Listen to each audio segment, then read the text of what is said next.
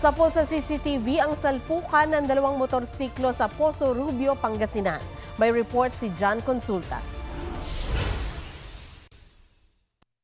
Paglipat ng lane ng motorsiklo, sumulpok ito sa kasalubong ng motorsiklo sa Poso Rubio, Pangasinan. Sumemplang ang dalawang sasakyan, galos ang tinamo ng mga sangkot.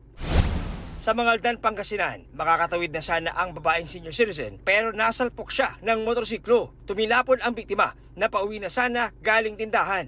Nasawi siya sa ospital matapos magtamo ng head injury at bali sa buto. Nakipag-ayos na sa pamilya ng biktima ang 18 anyos na rider na walang lisensya.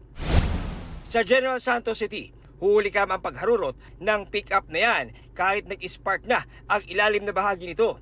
Ang pick-up naka-hit and run pala ng nakasulubong nitong tricycle. Dead on the spot ang isa sa mga pasahero ng tricycle habang 4 pa niyang kaanak ang isinugod sa ospital. Natuntun kalaunan ang driver ng pickup na hinihinalang nakainom noon. Sasagutin daw niya ang gastusin ng mga biktima. Hindi na rin anya siya kakasuhan ng pamilya ng mga biktima. Pero ayon sa pulisya, posible pa ring sampahan ng reklamo ang driver dahil sa pag-abandona sa mga biktima.